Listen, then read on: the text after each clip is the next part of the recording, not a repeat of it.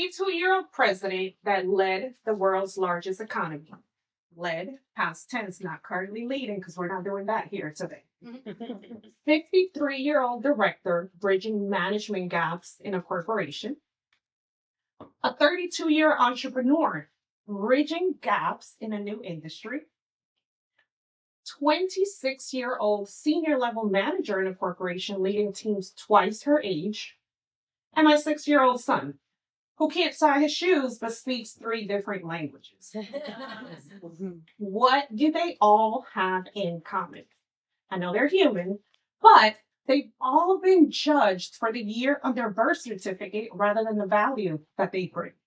Each one carrying a label that society has placed on them.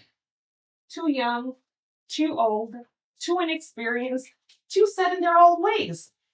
As if somehow innovation and wisdom only belongs to one generation. And that's what's wild, because currently we have 16-year-olds and 70-year-olds sharing the same workplace. This is the first time in history that we have 5 generations together. And what do? We turn it into a problem. Too young, too old, too this, too that. For so long, we've focused on who did what wrong instead of what we can do right together. And if we move forward, we start speaking about what's going on in the world. We blame multiple generations for climate and economic issues. At work, we blame the younger generations for wanting more remote working options while we praise the older ones that say, hey, good morning, how was your weekend? The older generations. At home, we thought we knew everything. We didn't want to listen to our parents when they said, go to bed early, have your vegetables, amongst all these other things. Only to 10:30 and realize, wow, I do need a nap. Food shopping is actually really interesting and fun. And your needs, no one tells you they're getting ready for a check engine light. And don't get me started with the real estate dynamics. We have that one generation telling us to stop purchasing avocado toast and Starbucks while they sit on lakefront property that they purchased for today's 6 months worth of rent. But in the middle of all this finger pointing, I missed something. I missed what we're all missing. And we are truly confusing intelligence with experience. And that we're creating this age division instead of multiplying our collective potential. If we move forward, we start thinking about how does the world see all of our generations? So what if I told you that some of our world's most pressing issues are going unsolved because we are continuously dividing the ages rather than multiplying our minds? What if I told you that innovation is getting lost and is still in the middle of seasoned wisdom and fresh perspective? Coming from corporate, let me tell you what this can look like. 24-year-old analyst figures out how to automate a process that's been done manual for the last 15 years. She rehearses her presentation and is like super excited. But before she can even start, she's told, that's not how we do it around here. And that's coming from someone that's been at that company longer than she's been alive. Fast forward to a couple of months. The same exact process fails. In the post-mortem meeting, we hear a 58-year-old leader says, hey, I know how to fix that problem. I've seen it before. I'm an expert. But he's brushed to the side, being told, you don't understand modern technology. And that's where the real problem lies.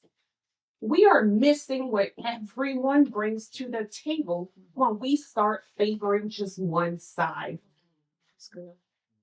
We have a societal illness where we continuously shed light on one thing or another thing versus realizing that collectivity, that we have placed a battleground in our workplace instead of building a collaborative ecosystem. Let's shift perspective here. As an entrepreneur, I've lived and seen this age division.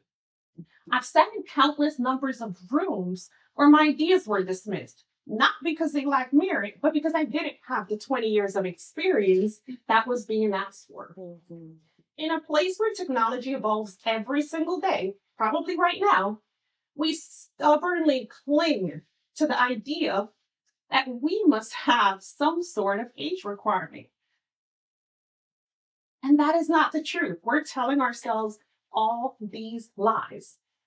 Now, I continuously saw that pattern repeat when I started my journey as an entrepreneur and I wanted to enter the government contracting space and procurement space. Here I was bringing amazing and fresh ideas to the table, but being told, wait your turn, pay your dues, go sit down somewhere. And sadly, this came from mentors that I desperately wanted to learn from. Individuals that had weathered economic storms, that built long and strong relationships, and individuals that knew every single rule that was unwritten and we couldn't find it in a textbook. The irony, those same individuals that were demanding innovation dismissed innovative thinkers because it didn't fit that profile that they had already established. But then came the moment that changed everything I thought I knew about age discrimination. That was a moment between my grandmother, who only speaks Spanish and was raised in the Dominican Republic, and my 6-year-old little Black son, who is already mastering English, Spanish, and Chinese Mandarin. He needed help with his homework, but unfortunately, what does my grandmother know? He grabbed his tablet and went to Google Translate to help her understand Chinese Mandarin. He wasn't using any new tools. He didn't invent new technology. He just had a different way of doing things. No one taught him how to do this. This moment was much more than a family anecdote. And yes, it was extremely cute and made me feel like a proud mom, but it made me realize something, that we are missing this collective potential in broader conversations, that we've continuously shed light in boardrooms, in corporate, and business, and we don't realize when we're doing it in our kitchens, our living rooms, our most intimate spaces, that we've created that age division, even with those that are the closest to us. And I know that I am the I told you so mom, because I realized I'm older and I know best. Don't tell my kids that. But I realized that the moment that I understood the problem, I was part of it. When have you missed the same exact point?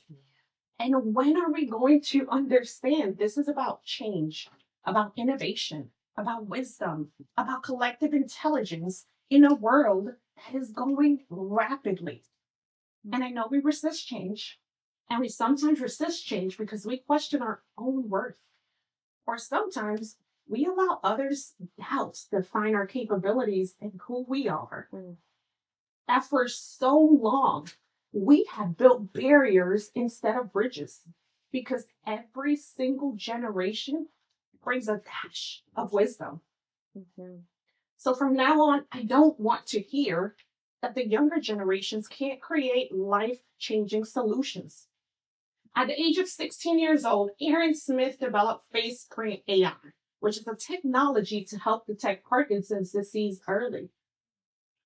At the age of 8 years old, Guadalupe Cruz developed Warm Bath, a solar-powered water heater made from recycled materials. And don't tell me that the older generations are just history, but they are actually creating history today, right now. At the age of 75 years old, Paul Slayton developed Smoothie, an ergonomic wheelchair cushion in order to help the mobility impaired individuals.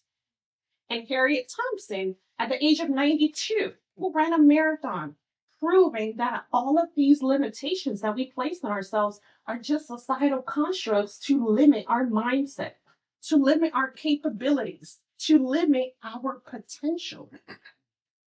So we've been telling ourselves the wrong story. Hey, I've been telling myself the wrong story. The future doesn't belong to one generation. It belongs to all of us. Mm. Those brave enough to bridge every single divide. Those wise enough to know that age is nothing but a number. And I know it's not cool in 2025 for us to unite. And I know that there's a lot at stake. But look around you, like really look around you right now. Cancer still needs a cure. World hunger is going unsolved. And racial inequities are at an all-time high. Mm-hmm. And it is not waiting for some minds, the right age minds, the right colored minds. It requires all minds on deck. Yeah. Intelligence has never, ever needed decades to spark change. Mm-hmm. It just needed a chance to be heard. Thank you.